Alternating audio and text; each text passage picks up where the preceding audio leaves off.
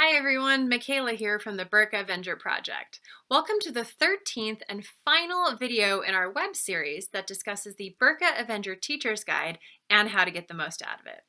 In this video, I will be going over chapter 13 called Ranjahood that begins on page 197 of the Teacher's Guide.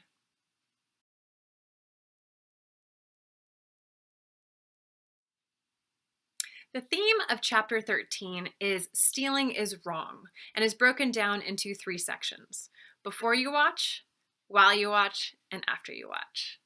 Since this is the final chapter of the book, take this opportunity to revisit some of the previous themes and topics that your students liked, identified with best, and that got their critical thinking skills in motion while working your way through this chapter. Also, keep in mind the topic of stealing can be perceived on a spectrum, as highlighted by Miss Gia's thoughts on Raj's actions. Once again, Burka Avenger does an excellent job of presenting morality in a manner that must be critically analyzed. So, dive deep into the nuances of this topic with your students as much as possible.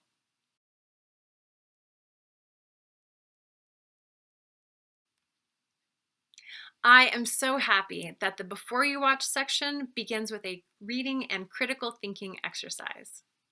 At this stage, your students should be well on their way to developing critical thinking skills, so starting off with this is an appropriate way to set expectations for this chapter.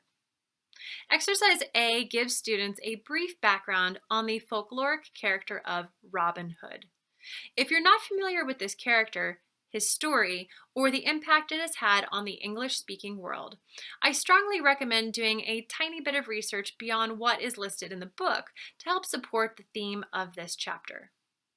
Exercise A can be tackled by students of all levels without being a time management issue as well. For higher level students, consider giving them an additional reading to complement as a means of creating a better foundation for Exercise B and the upcoming video. Exercise B asks students to reflect on the perspectives shared in Exercise A and come up with ideas that support the opposite opinion. I will go into Exercise B in greater detail in this week's quick tip, so make sure to check that out for more ideas on how I would do this in my lesson.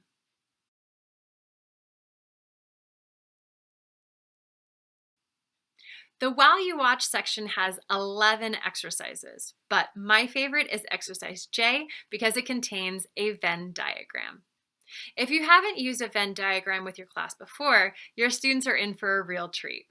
They are student-centered ways of reaching kinesthetic and read-write learners, and when done with a presentation component, also reach audio and visual learners. Using Venn diagrams are concrete ways for students to develop critical thinking and analyzing skills while practicing their English. Basically, Venn diagrams are the coolest and most successful language tool teachers have, at least in my opinion.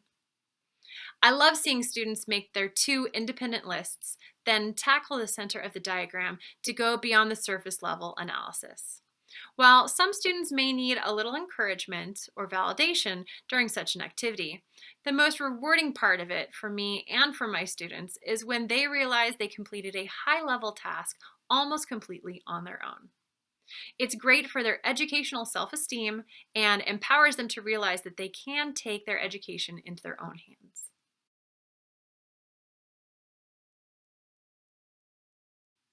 If your students have enjoyed being challenged by the ethical dilemma in this chapter, they will love Exercise E in the After You Watch section. It presents 3 more ethical dilemmas for students to consider. If students are feeling comfortable with the tasks they've accomplished so far, very little setup will be required for Exercise E beyond making sure the directions and tasks are clear. The activity gives students a chance to practice more analysis and flex the skills they have learned throughout the book in a meaningful and dynamic manner. For beginners, I would break them up into groups and assign each group only one of the 3 scenarios. For intermediate students, don't be afraid to give them all 3, but for proper time management, give them a time limit for each and make a class announcement when it is time to move on to the next dilemma. For higher level students, They will be able to answer all three in a timely manner, so consider having them share some of the ideas discussed in their groups with the class to spark a miniature debate, but again, only if time permits. Well, that's it for Chapter 13. I hope you enjoyed this video and got some good ideas on how you can best use this final chapter in your classroom.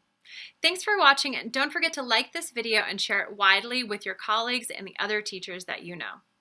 Videos for all the chapters, 1 through 13, are available, as well as the corresponding Quick Tips series, which takes an expert dive into the interesting aspects of each chapter. So check those out as well. I would like to take this final moment to thank the Burka Avenger project team members, all of whom who have worked so diligently to bring these amazing resources to life for all of the English teachers of Pakistan and beyond.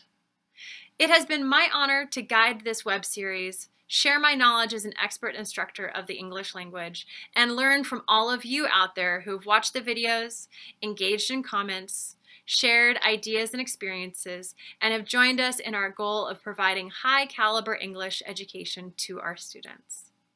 As we say in English, this isn't goodbye, it's see you later. So until then, thanks again for spending your time with me and the Burka Avenger web series.